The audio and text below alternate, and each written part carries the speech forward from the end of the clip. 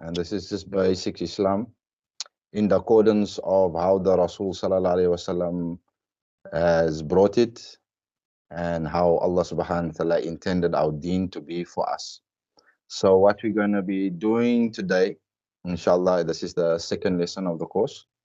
And last week we spoke about introduction to Allah and the Tawheed. And what we are going to do is we spoke about Islam. What is Islam? So let's go over it again. Islam is every single thing that Allah subhanahu wa ta'ala has brought towards the deen of Islam, meaning his laws and his guidance that he has given us and what the Rasul sallallahu alaihi wasallam has taught us. That is basic Islam. And a Muslim is one that submits. And submission means whatever Allah says, they used to say, those that was rightly guided before us used to say, وَسَمِعْنَا وَأَطَعْنَا. We have heard and we obey. And that's why they were successful, because they followed the guidelines that was given to them. They understood Islam the way it was supposed to be understood. Today we have a bunch of lists that we parrot form. We don't have the understanding of what it was intended to be. We don't have the understanding of what it is supposed to induce in us. So inshallah, today we're covering what is Islam, just the introduction. So when you speak about Islam, we find that we have 5 pillars of Islam. I'm sure you know the basic 5 pillars of Islam. So it's the Shahada, and then we have Salah, then we have Saum, then we have Zakah, and وَحَجِّ الْبَيْتِ الْمَنِ اسْتَطَاعَ إِلَيْهِ سَبِيلًا. And to go for Hajj, if you have or you buy the means to do so. Now, that being said, Allah subhanahu wa ta'ala, as we introduced him last week, does he need any of these things from us? No. Does Allah need our salah? Does he need us to be testimony? Does he need our saum? Does he need our zakah? Does he need us to go for Hajj? Is Allah in need of these things? No. Not at all. Not at all. Okay. So if Allah is not in need of any of these things, why is it there?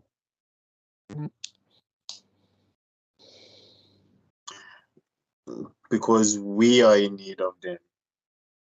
We are in need of them. Okay.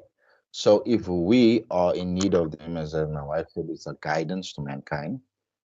What is the purpose of it?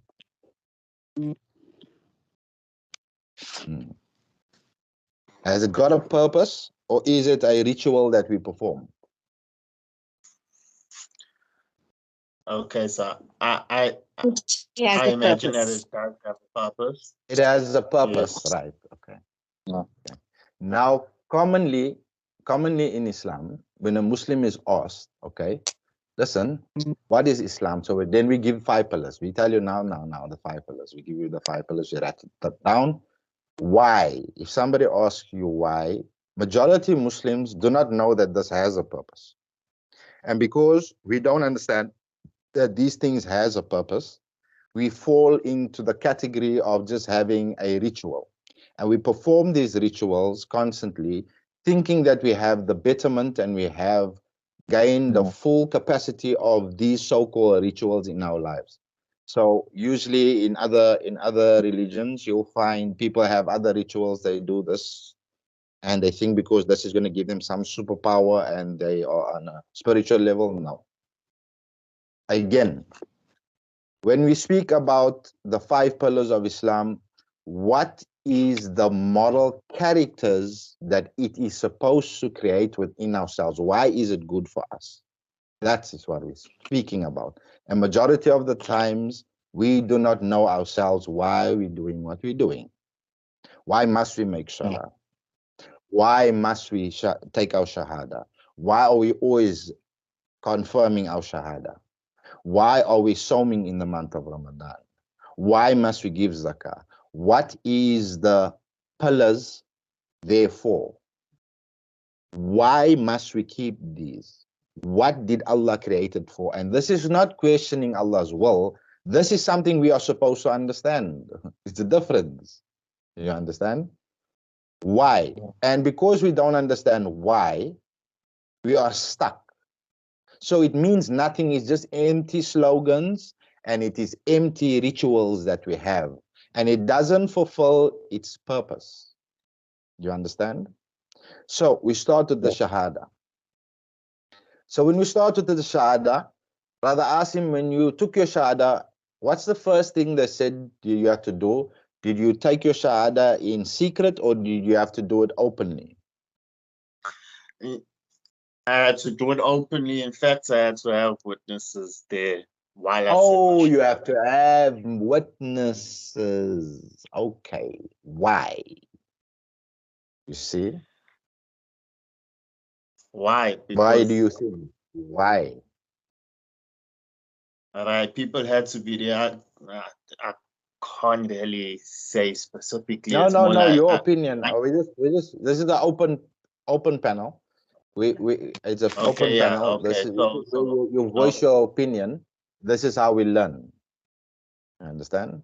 There's no right and wrong answers. yeah, This is how you learn. You okay. understand? So So because it breaks down to your my belief or your understanding of things. yeah, my understanding is the reason there had to be a witness there is for just that someone has to be there to say that this guy is Muslim because I was there when he testified that he is Muslim. Okay, okay. MashaAllah, close enough, close enough. But there's a reason why we testify openly to people is because we are supposed to be open. What type of people are we supposed to be? Open, Okay, not open. shady character.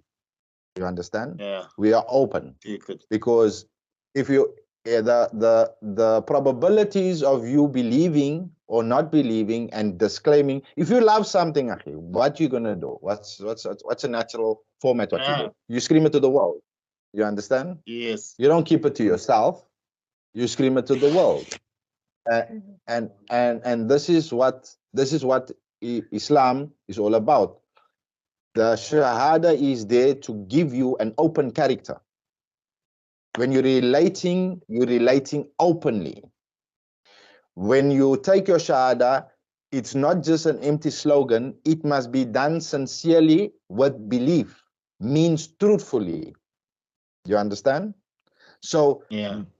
your declaration of faith, your Shahada, when you take this, it's open. It teaches you that openly I'm a Muslim.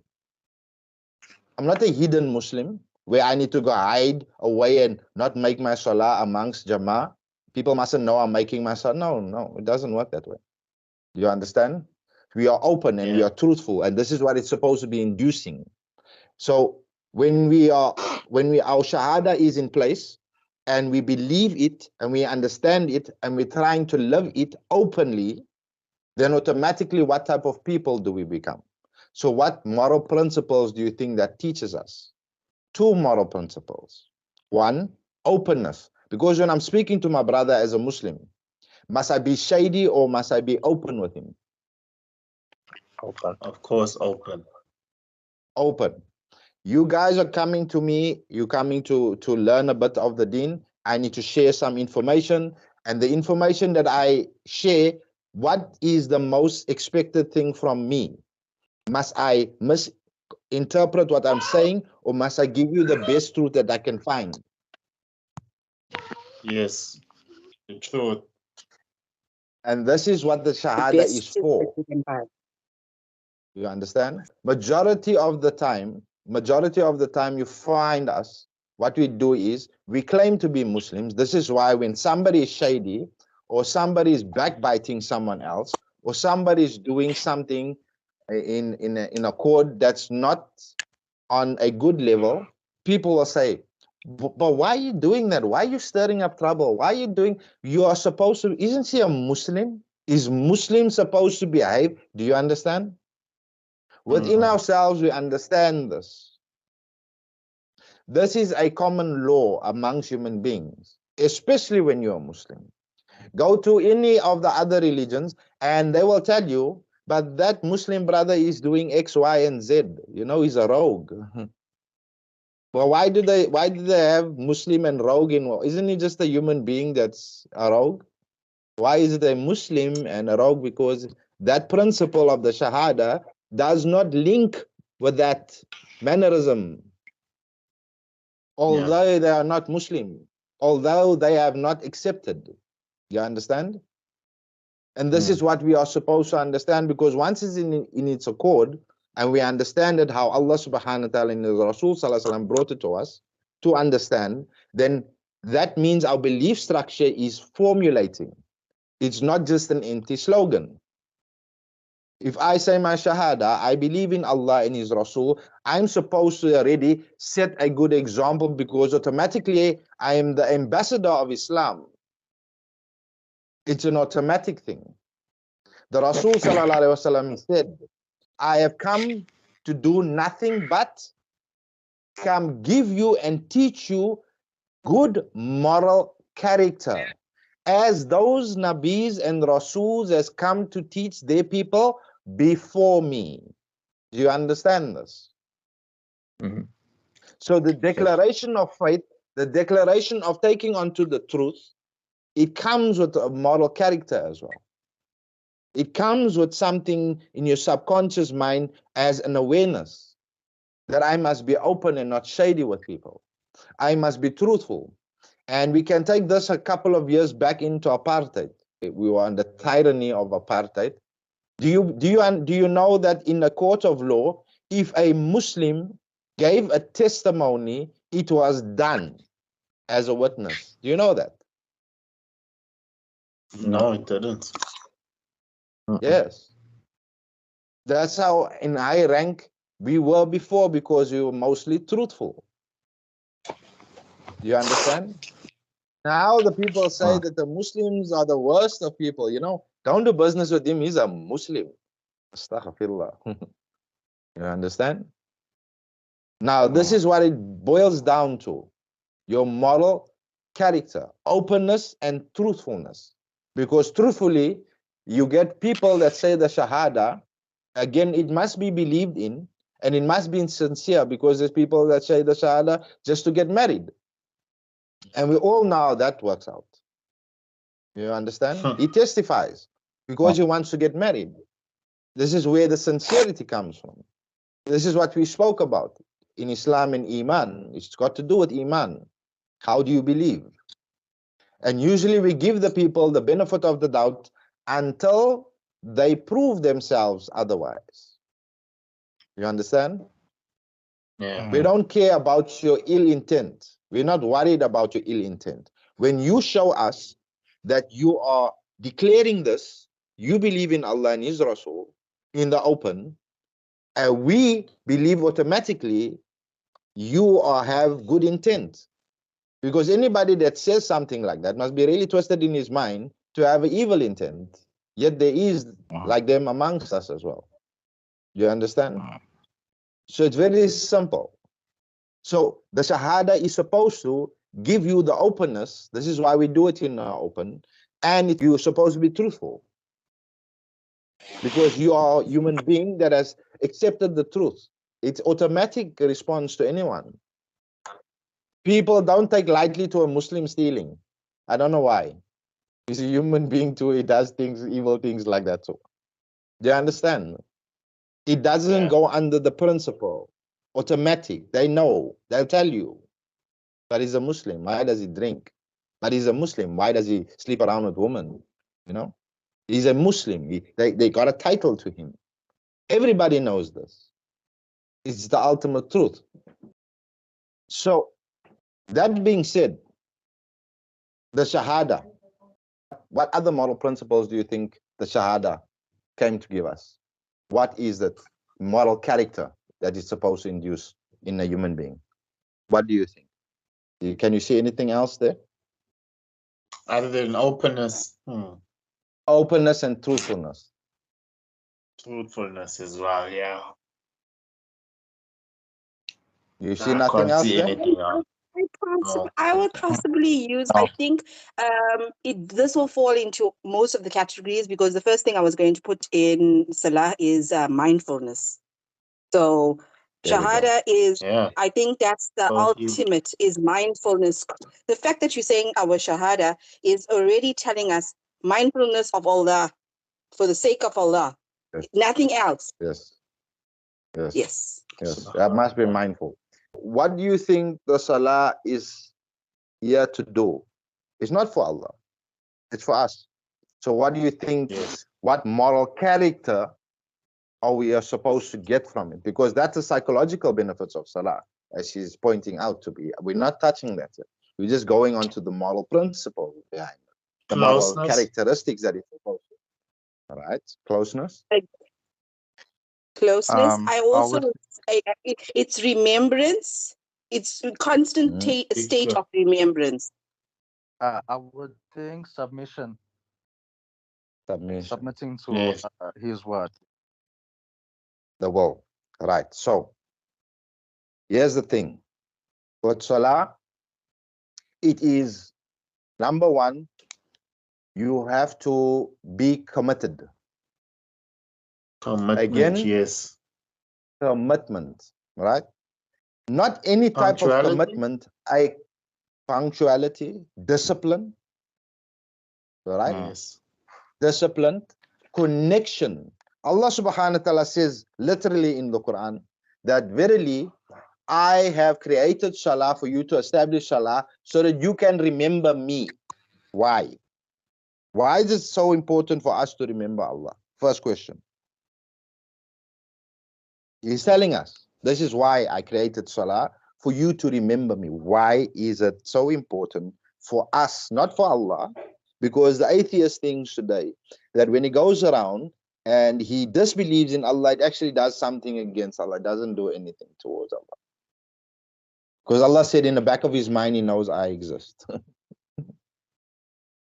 It's only but his ego that's speaking, not his belief. All right? So, why is Allah subhanahu wa ta'ala telling mankind, not Muslims, mankind, that I've created salah so that you could remember me? Why is it important for human beings to remember Allah? Why? Okay. If we're in a constant state of dhikr, then it governs the way we carry ourselves throughout the day. There we go. It solidifies your shahada. What does it do? It solidifies your shahada, constantly reminding you, hello, uncle, don't forget. Because that's what mankind literally means, forgetful. Don't forget. We cannot fall into sin. It's impossible to fall into sin if we in the remembrance of Allah. I told you already, brothers. The only reason why we can fall into sin, we need to forget about Allah. You understand? We need to forget about Allah. All right? That's the only way we justify our desires. So first, it is connectivity. Secondly, is consciousness. Thirdly, is discipline. Consciousness means mindfulness. Fourthly, is actually not being a shallow human being. We all know shallow human beings, you know, the sweet nothingness they speak to get out of you what they want. Anybody likes that in the group? You like people doing that to you? Always. Not at all. No way. Oh. We call it in our language manipulation. What do we call it? Those who can manipulate nicely. We don't know human being likes manipulation. You understand? But here's the thing. When we are not making our salah, and we only make salah when we in a dire straits, what do you call that? Trying to manipulate Allah? Manipulation. Because ibadah and worshipping a God is constant. When are you sufficient for yourself? Are you sufficient to put your soul back into your body after you have slept and wake up the next day? Are you sufficient to bring your own rizq towards you, meaning your monetary values towards you? Are you sufficient for that yourself? Do you think so? Interesting. So being in prayer is every single day, 5 times a day at least, to remind yourself the state that you are supposed to be in. Secondly, in that state, you are only supposed to speak words. You cannot speak no other words except the words you are ordered to speak. The submission again. When you making your ibadah, you have to say Allahu Akbar. You understand? When Yes. you're going into sujood, you have to say something that is ordained on you. When you're standing up from your sujood in qiyam again, there is something ordained for you to say. You're going into your sujood, there's something ordained for you to say. And the things that you are saying is ordered by Allah for you to say. And it reminds you that when I speak and my actions are supposed to be only towards Allah and for the good.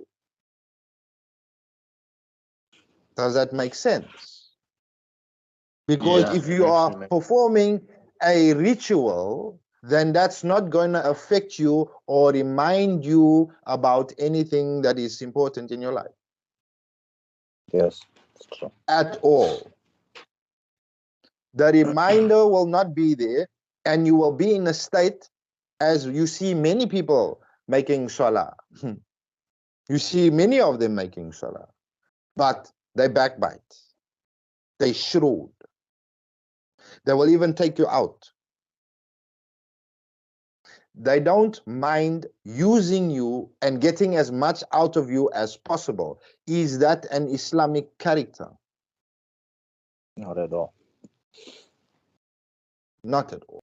So don't fool yourself by saying your shahada and manipulating Allah and then calling yourself a Muslim. Because a Muslim is something totally different to what we described. He's not a manipulator. Question. Yes?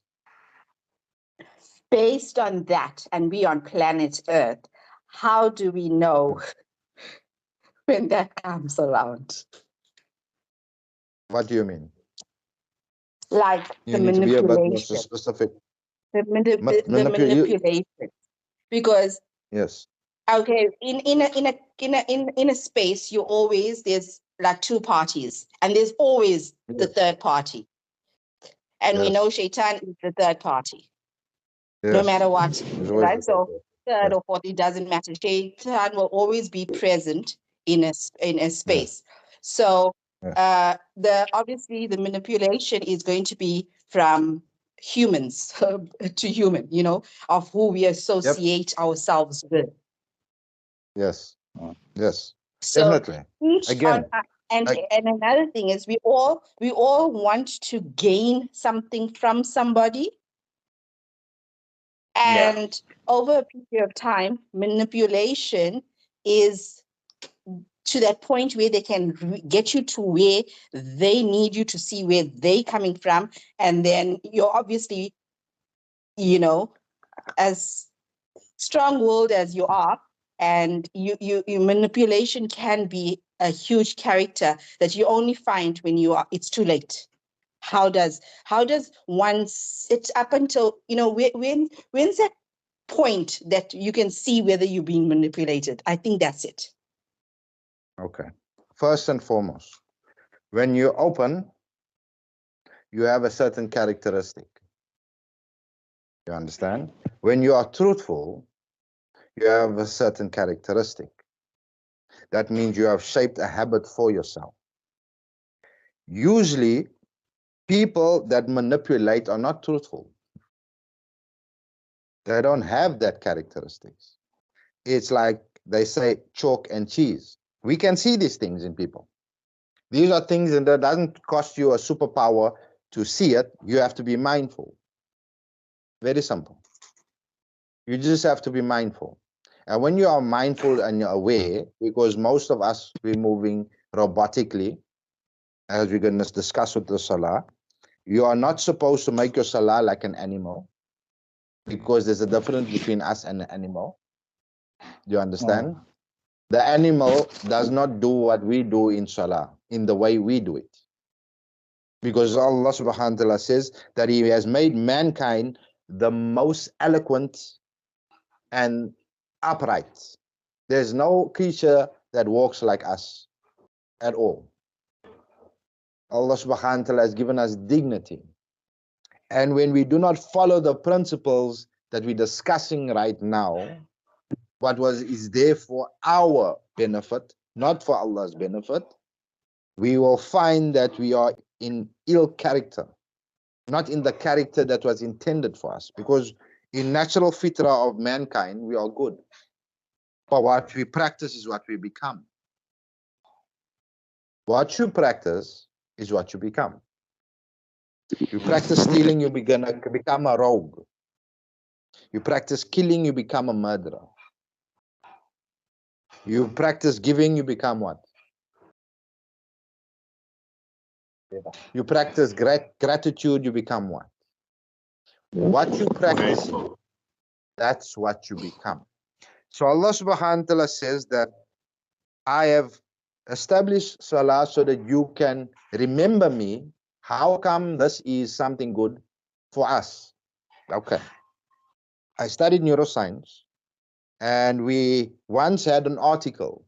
We had a little program that I had there, and they wanted to know that is it necessary for a God?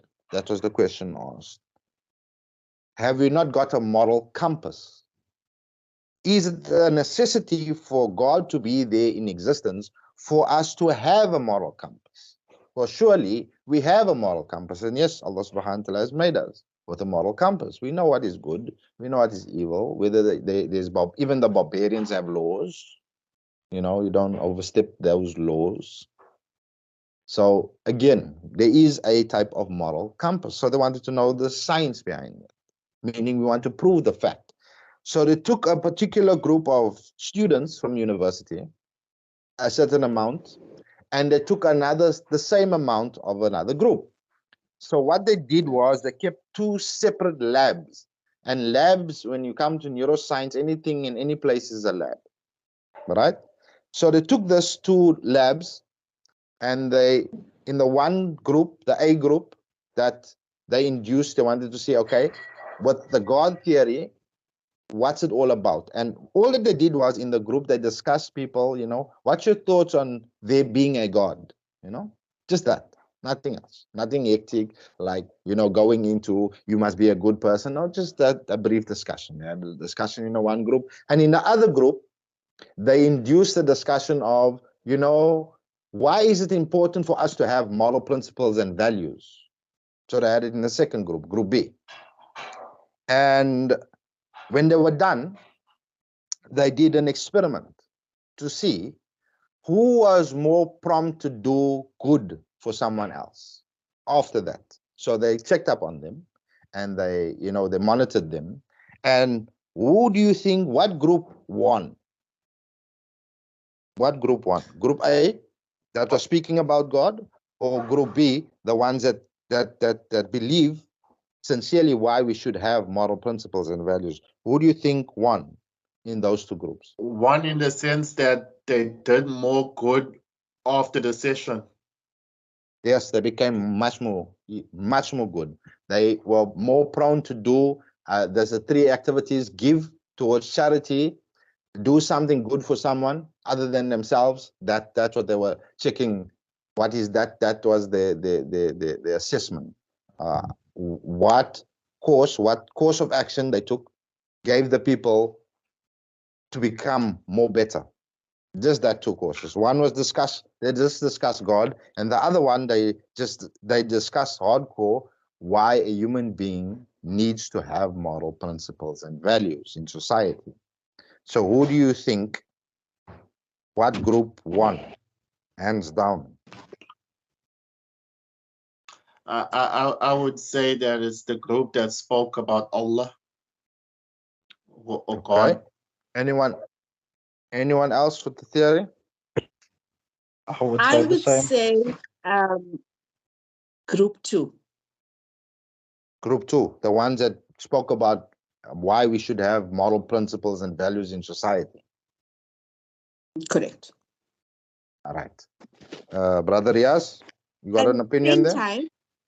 At the same time, No. I will also say it can go, 50-50, because in society, I'm talking about society, we all know of Allah. We know everything is done for the sake of Allah. So we already know that. But when it comes to society of where we are living in a different culture, that not everyone is on the knowledge of Allah, we have to have rules that is going to be controlled for us to adapt. I think that's a good word. Adapt to society. So it's both. It depends on how much one group takes to the other. But if we didn't have rules, because even now, even though group 1 has knowledge of Allah, it still falls under a rules category, whereas rules are important. Otherwise, we'll all be going all over the place. Okay. Brother Riaz, you got an opinion there, brother? I would think that is the first group, the group discussed Allah. 100%, it's the first group that discussed Allah lightly. They never went into the moral principles. They just discussed God in existence. That's all. That's all. So imagine if that was a light discussion and it induced them to have, I think, 42% more than the other group of doing something good. 42% more than the other group. You understand? That's what it induced. While the other group that believed in moral principles and values and why human beings are supposed to have it didn't do so well in standing up and doing greater good for the next human being. This whole group here automatically went into that. So when Allah subhanahu wa ta'ala says that I created salah so that you can remember me, do you understand why it is important for us to remember Allah? Yes. Is it clear? Yes. Yes. There you have a scientific report on the subject matter, the importance of believing in a God. You understand?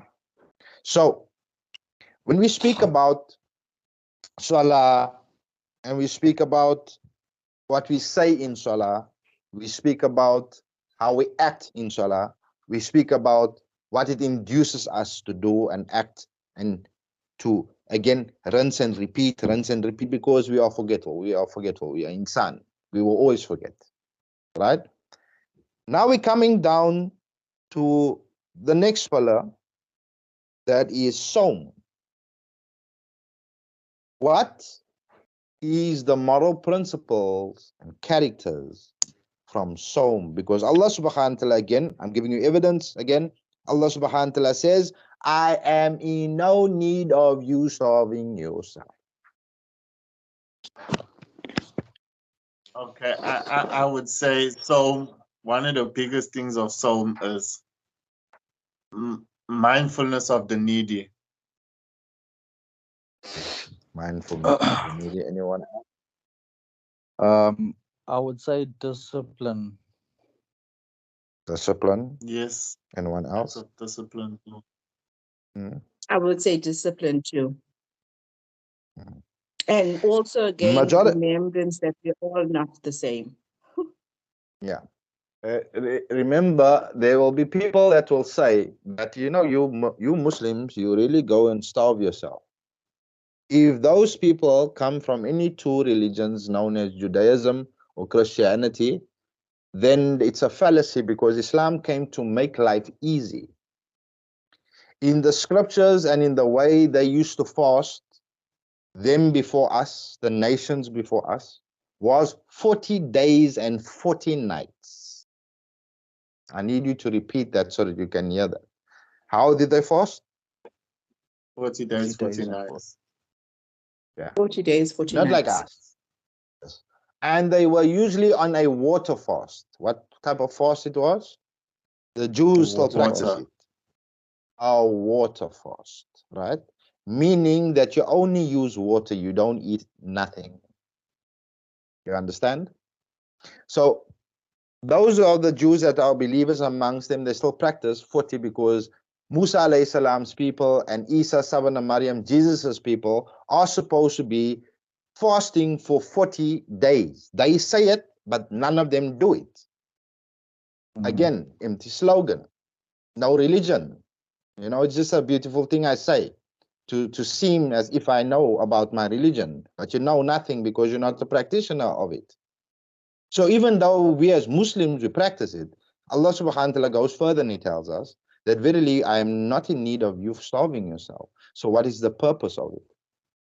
As it is, number one, self-control. Because first and foremost, the basic need of any human being is water and food. And if you can control yourself from water and food, do you not think it will be easier to try to govern your desires so that you do not fall prey to your desires? What do you think? Is it harder to fight your desire, or is it easier to fight your desire? Because you're under quite a lot of constraint. Because number one, you are tired and you are hungry, and you're going through the pressures of everyday life, which amps it up even more because now it's a test for you. Now you're going to be tested. You're going to be pushed through your paces because now you're running against the clock. Number one, you will understand how valuable time is. Wallahi, you will understand how valuable time is because there is no other 5 minutes heavier in the face of this planet or in any other time but the time 5 minutes before the adhan for Maghrib. There's nothing heavier than that. Time is extremely important when you are soaming. You understand? Time is extremely important when you are fasting. You do not take time for granted. You're watching time all the time. You're not wasting any time. You're trying to utilize yourself so that you can make time go. You want to be useful because you know when you're sitting and you're procrastinating, that time takes longer. Anybody that sown before, we know this very well. I need to work, you know, to keep myself busy. I need to go do something constructive. It keeps you going. You understand? Because I haven't got a lunch now. I have to do something because that's extra hours of fasting instead of eating. You understand? So self-control in every single facet. Because there's a reason why we have to self-control, because there's a difference between a thinking animal and a human being. This is what it's inducing. So what is a thinking animal and what is a human being? A thinking animal, he falls prey to his desires and he falls prey to what he wants because nothing else is important in this dunya, in this world, except what he wants and what he desires. A human being, on the other hand, has moral principles and values. So with Saum comes, what I wish for myself, I wish for my brother. The principles of Saum teaches you, do not overeat, because if you were fasting for the first time or for the first couple of days, you do overeat because that's how big your eyes are, to show you that that's not your capacity. And you learn something about yourself. What should I put in my guts? Which the Rasul sallallahu alaihi wasallam explained to you. The worst vessel to fall on the face of the planet is your stomach. And he told you that majority of all diseases comes from the gut. So it's an awareness that your health is your own responsibility as well. not the doctors, as you were brought up to believe. Your health is your responsibility as well, no one else's. Your well-being is your responsibility as well. Self-control. When you're fasting, there's a whole lot of benefits to fasting. The proper way, because fasting means abstaining from water and food, not just chocolates for Lent or swearing. I'm gonna gamble less. No, there was no such thing ever in Christianity, ever. Musa alayhi salam never brought that. Moses and Jesus never brought that either. So the benefits from them are gone. And this is what happens when you don't apply what was sent to you to apply to your life. You don't get the benefits. Brother Asim was discovering the physical benefits of fasting scientifically. How much benefits are there? There's so Lots much of benefits in fasting. It is ridiculous. And even there we go. Allah says, I am in no need of you starving yourself. So, and these things, as we discussed it, is only in whose benefit? Allah's benefit or your own our benefit? You understand these things clearly, because if you do not understand these things, it will always be a ritual and you will never benefit from the moral principles that it's supposed to bring you. You will never benefit from it. It will always be a ritual. As Brother Asim said, you're more aware of not only yourself but others as well. That when you're going to break your fast tonight, there's someone out there in this dunya that's not going to break his fast at all. There's no luxuries that he gathered himself and made himself a whole feast because, it's the end of the dunya and we need to feast and, like kings and queens because we suffered today. So we're going to treat ourselves. No. They don't even have the basic necessities. You understand? And as a human being, if you do not understand this concept of your fellow human beings, what are you? Are you a human being or thinking animal? Very simple. Thinking animal. A thinking animal. Right? Why is it that and this goes why is it in Ramadan, in the time of fasting, that everybody decides, well, not everybody, people decide to be sick, like they can't fast because they're sick? No, I I always say it's a month of diseases, It's a month of cancers and everything else. Because everybody is like, I can't fast because I'm sick. Yeah. People say, I've got diabetes, I cannot fast. No problem. I've checked and I've done research on the practices of people that reverse diabetes. Scientists, renowned around the world, they have practices that they charge arms and legs for in order for you to overcome your diabetes. And guess what is the main thing they're using for diabetes? What do you think is the main tool that they're using for diabetes? Fasting. Fasting. Because it resets the body. It goes into a reset. Yeah, blood sugar levels start balancing out. But yet your body starts eating away at the weak cells. Yes, there we go. It rejuvenates the whole system. But you know what people don't want to do is that we don't have the sabr to allow it to get there. Because the moment we are going into that state of, oh my God, I'm going to faint, I need to eat, so I can't fast now because obviously I'm sick. They don't have that, that time for patience. That kick into kick. Yes, that patience. Yeah. As it is. Understand one thing. Majority of what you've seen here is to do with self-control. Am I correct? Correct. Majority of what we covered here is to do with self-regulation. Is that correct?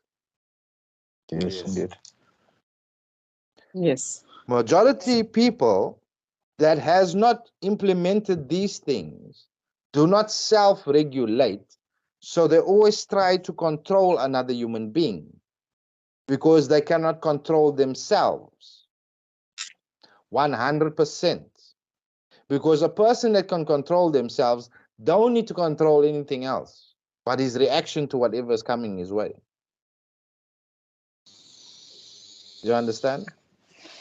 Is this clear? Yes. So we have covered the introduction to what the 5 pillars of Islam is supposed to induce in human beings and its purpose. Is this purpose something that I thumb sucked from somewhere, or is there evidence to what I said? There has to be There is evidence. evidence.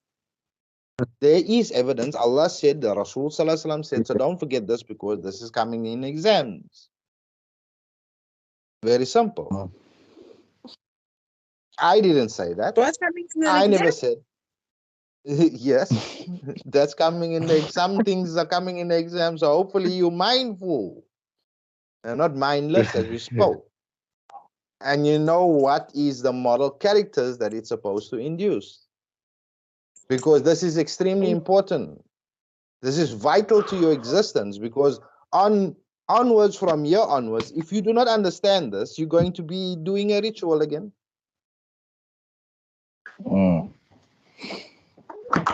I've also learned something that over a period of time, obviously, this is off topic for a second, is that Musaddiq always says that, you know what, never just trust what he says. Always go and research it for yourself. Yes. So do your research. Musaddiq Yes. lies. So don't just believe what Musaddiq He- says. He For you lies. to Find know, out. yes, yes. So Because find out this if I is a spoke the test truth. if Musaddiq is lying to us, and then he's going to say, but I said that, but how truthful is it? So are we really knowing our actual deen when it comes to things, or we just believing whatever is being said to us? So do your research.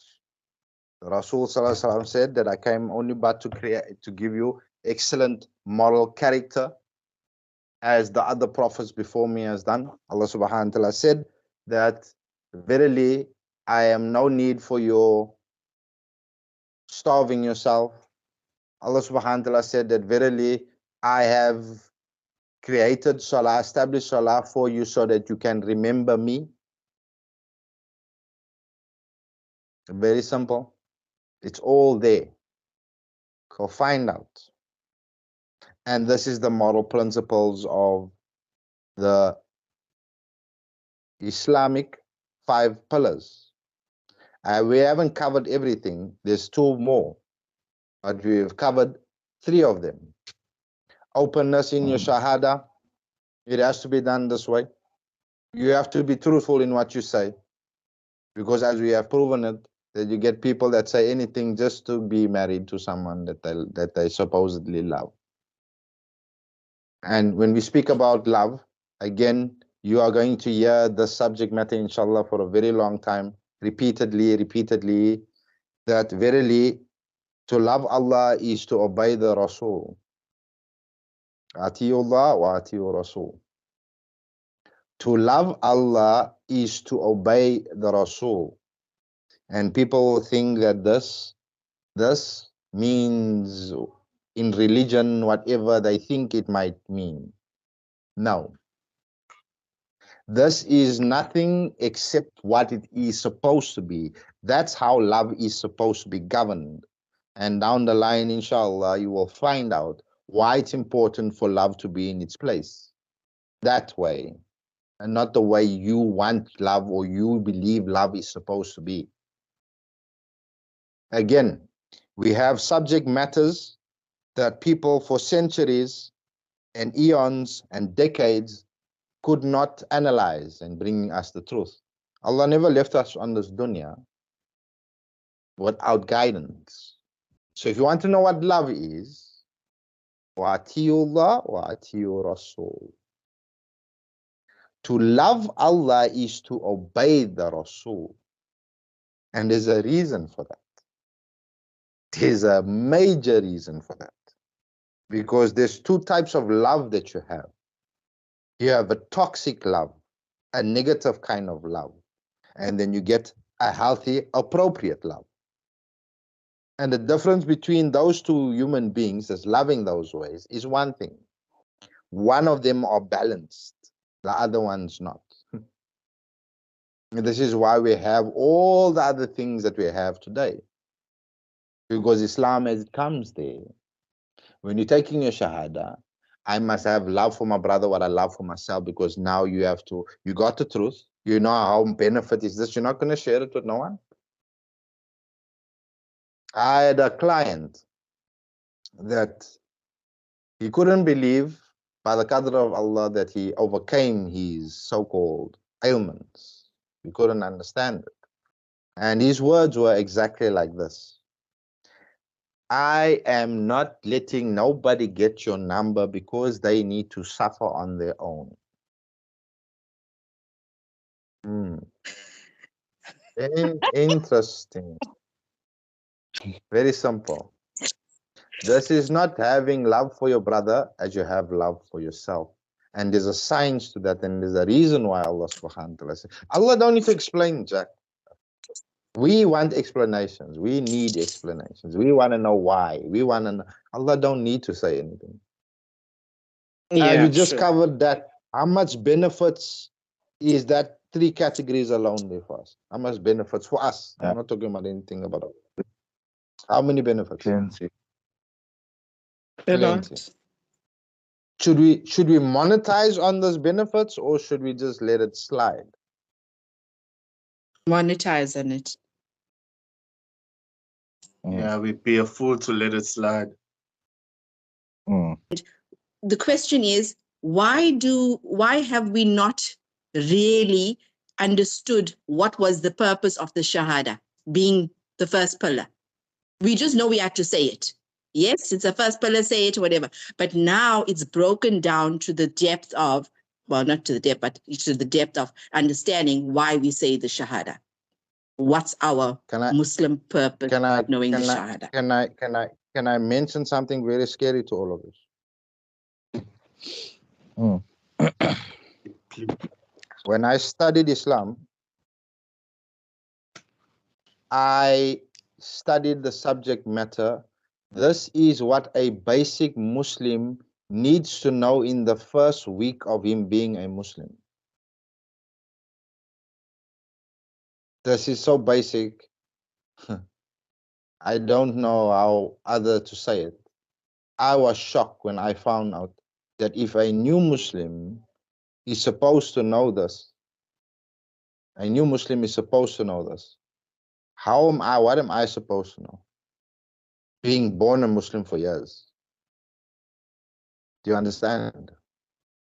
Yeah. Because this is why I Scary. asked, do you understand your deen in its accordance? First week, new Muslim supposed to know that. I've been Muslim for years. I didn't know it myself. I didn't know. Exactly. May Allah subhanahu wa ta'ala guide us. May Allah subhanahu wa ta'ala accept for us, from us, and for us. Keep us on the straight path and never make us move. May Allah subhanahu wa ta'ala give us the understanding. May Allah subhanahu wa ta'ala make us grow in iman and taqwa. And may Allah subhanahu wa ta'ala make us prosperous dunya and akhirah. Barakallahu feek. Assalamu alaikum. Ameen. Wa alaikum assalam wa rahmatullahi wa barakatuh.